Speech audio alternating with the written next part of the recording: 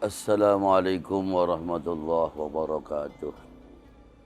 Bismillah, alhamdulillah, assalatu wassalamu ala rasulillah Sayyidina Muhammad ibn Abdullah wa ala alihi wa ashabihi wa mawalah amma ba'du. Saudara-saudaraku, tidak henti-hentinya kita bersyukur kepada Allah subhanahu wa ta'ala, di mana pada hari ini kita masih diberi kesempatan Allah untuk menikmati Ramadan yang mulia ini. Dalam kesempatan Ramadan yang mulia ini, mari kita kembali mengingat apa yang selalu dibawa dan disampaikan Rasulullah untuk selalu dipedomani. Rasulullah ketika mau wafat, beliau berkata kepada sahabat-sahabat, kata beliau, taraktu fikum amrain, ma in tamassaktum bihima lan tadillu abada. Sahabatku, ingat baik-baik. Aku tinggalkan pada kalian dua perkara, yang apabila dua perkara itu selalu kamu pegang kuat, kamu pedomani, kamu tidak akan pernah tersesat selamanya. Apa dua perkara itu? Kitabillah wa sunnati Rasulillah sallallahu alaihi wasallam, yaitu kitab Allah, Al-Quran, dan juga hadis Nabi Muhammad sallallahu alaihi wasallam.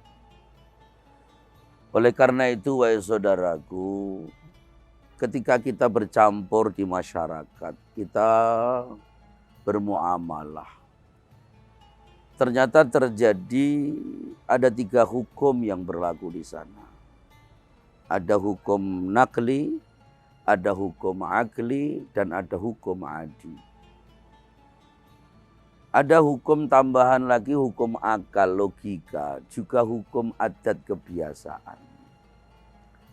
Tapi karena Rasulullah sudah berpesan, maka setiap kita melakukan sesuatu yang bertentangan dengan Al-Quran dan hadis, entah itu berupa hukum akal maupun hukum adat, maka kita harus kembali kepada Quran hadis. Fa in tanaza'tum bi syai'in farudduhu ilallahi war rasul. Jika kita paradok di dalam dua hal, maka kembalikan kepada Allah dan Rasul. Contohnya apa? Misalnya ada hukum logika, di mana ada ayat Allah yadullahi fauqa aydihim.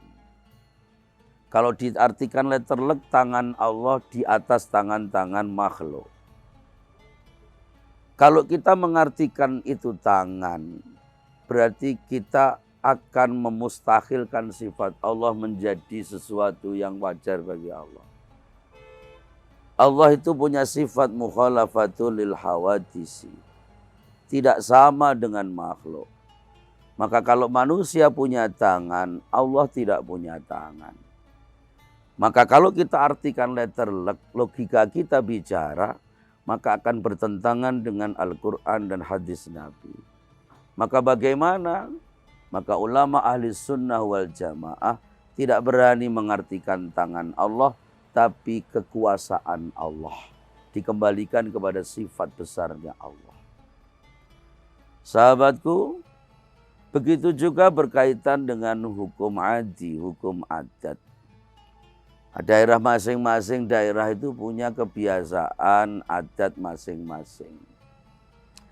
Apakah adat itu kemudian harus kita bawang semua? Tidak. Apakah kita pakai semua? Juga tidak. Kita harus kembalikan lagi kepada Quran dan hadis. Maka Buya Hamka juga mengatakan adat bersendi syarak, syarak bersendi Quran hadis. Satu contoh misalnya, ada kebiasaan di masyarakat kita ini nganggung. Nganggung, setiap hari-hari besar Islam nganggung.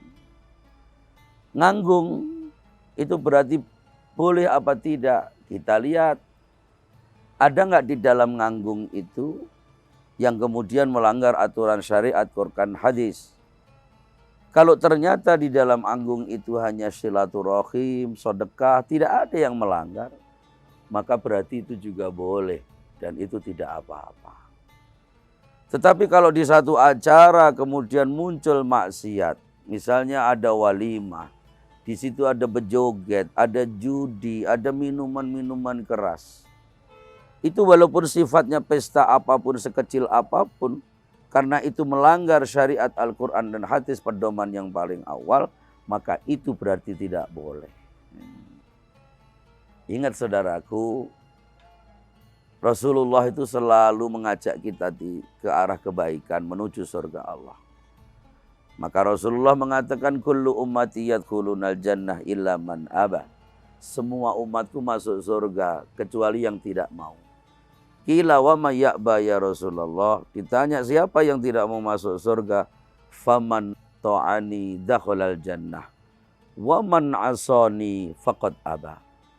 Berarti orang yang nurut berpedoman kepada Quran hadis sebagaimana perintah Rasul, dialah yang masuk surga, taat kepada Rasul. Tapi selalu yang melanggar, tidak mau menggunakan Quran hadis pedomannya, walaupun itu hukum adat tradisi, maka dialah yang tidak mau diajak masuk surga. Naudzubillah, summa naudzubillah. Saudaraku, mudah-mudahan kita semua disaudarakan Allah, tidak hanya di sini, tapi sampai surganya Allah Subhanahu wa Ta'ala. Mudah-mudahan ketemu pada episode yang akan datang. Wal afu minkum. Wassalamualaikum warahmatullahi wabarakatuh.